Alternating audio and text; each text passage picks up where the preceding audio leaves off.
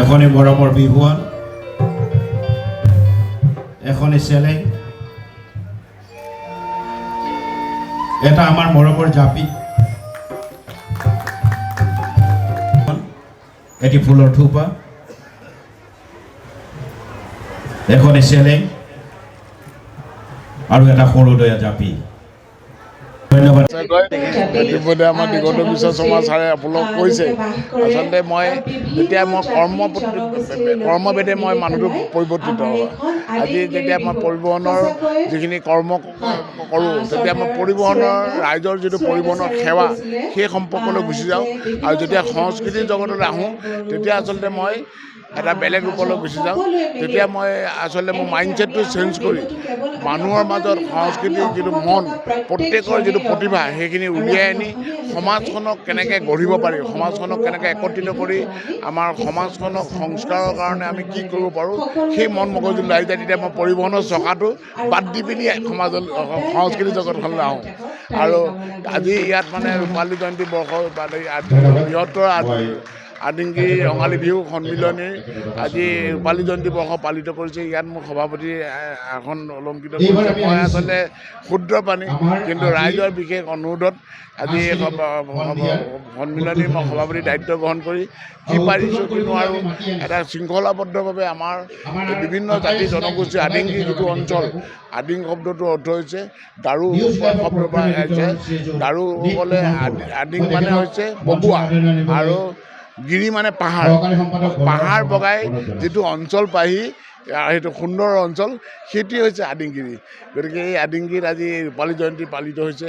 বিভিন্ন জাতি জনগোষ্ঠীৰ এটা ঐক্যতাৰ মিলনভূমি এই আদিংগিৰিত লৈ পিনি আমি বৰ অসমত সকলোৱে গৌৰৱবোধ কৰিছে যে এই অঞ্চলত এটা বিহু আমাৰ সংস্কৃতিটো ৰূপালী জয়ন্তী হ'ব পাৰে বুলি। গতিকে মই ৰাইজৰ আপোনালোকৰ জৰিয়তে সমূহ বৰ অসমৰ প্ৰত্যেকজন ব্যক্তি বা জাতি জনগোষ্ঠী আমি এই আদিংগিৰি পাই বিহু বাকৰি পাই বিহুৰ শুভেচ্ছা জনোৱাৰ লগতে আগন্তুক বছৰটো সকলোৱে কুশল মংগল কামনা কৰিছোঁ। যুৱ কৃষ্টি সংঘৰ সহযোগত এই যে ৰঙালী বিহু সন্মিলন এই আদিংগিৰি অঞ্চলত ৰূপালী জয়ন্তী বৰ্ষ পালন কৰিছে, মই ইয়াত আহি কি কৈছে কেইবাটাও কাৰণত মই অতি আনন্দিত হৈছোঁ। প্ৰথম কাৰণ, এই অঞ্চলটো ভিন ভিন জনগোষ্ঠীৰ মিলনভূমি।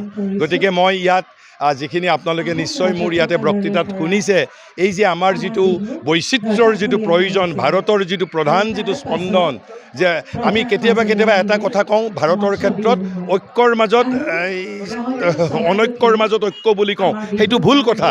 আমি ক'ব লাগে বৈচিত্ৰ্যৰ মাজত ঐক্য, অৰ্থাৎ ডাইভাৰ্চিটি ইন ওৱাননেছ। অৰ্থাৎ আমাৰ ইয়াতে একতা আছেই, কিন্তু এই একতাত উপনীত হ'বৰ বাবে আমি ইয়াতে বৈচিত্ৰ্যক প্ৰশ্ৰয় দিছোঁ। গতিকে এই বৃহত্তৰ আদিংগিৰি অঞ্চল এটা বিভিন্ন জনগোষ্ঠীৰ মিলনভূমি। গতিকে সেই তাৎপৰ্যখিনি মই ইয়াত ব্যাখ্যা কৰিব পাৰিছোঁ। দ্বিতীয়তে, এইটো এটা ৰূপালী জয়ন্তী বৰ্ষৰ বিহু সন্মিলন। গতিকে ৰূপালী জয়ন্তী বৰ্ষৰ বিহু সন্মিলনত আমাক ইয়াতে স্মৰণিকা উন্মোচন কৰিবলৈ মাতিছে। গতিকে আৰু সেইকাৰণে আমি নিশ্চিতভাৱে আমি ইয়াত আহি আজি যে নিজকে ধন্য মানিছোঁ। আৰু তৃতীয়তে, আপোনালোকে জানে যে এই কি কয় ৰূপালী জয়ন্তী বৰ্ষৰ এই ৰঙালী বিহু সন্মিলন আদিংগিৰি অঞ্চলৰ ইয়াৰ সম্পূৰ্ণ নেতৃত্বৰ দায়িত্ব বহন কৰিছে আমাৰ মাননীয় সভাপতি গৌতম দাস। আৰু গৌতম দাসৰ লগত মোৰ ব্যক্তিগত সম্পৰ্ক সুদীৰ্ঘ 3 দশকতকৈও পুৰণি। আমি একেটা বিভাগতে কাম কৰিছোঁ, আৰু আজি তেখেতে পৰিবহণ বিভাগৰ কামৰ পৰা এখন সাংস্কৃতিক জগতৰ এই বৃহত্তৰ দায়িত্ব বা কি কয় যে পৰিবহণ বিভাগৰ যিটো আমি কাম চলোৱাৰ যিটো অভিজ্ঞতা আৰু এনেধৰণৰ সাংস্কৃতিক সন্মিলনৰ ব্যৱস্থাপনা, যে দুটা বেলেগ বেলেগ বস্তু। গতিকে তেখেতে অতি দক্ষতাৰে নেতৃত্ব দিছে। আৰু গতিকে এই 3-4টা কাৰণৰ বাবে, আৰু বিশেষকৈ মই যে আদিংগিৰি অঞ্চল ভিন ভিন জনগোষ্ঠীৰ মিলনভূমি, তাৰ মাজত মই যিটো আমি সমাজ গঢ়িব বিচাৰিছোঁ, আমাক একতাও লাগিব, অথচ আমি বৈচিত্ৰ্যক আশ্ৰয় কৰিয়েই আমাৰ যিটো একেবাৰে অন্তিম ঐক্যৰ দিশত আমি গৈ উপনীত হ'ব লাগিব।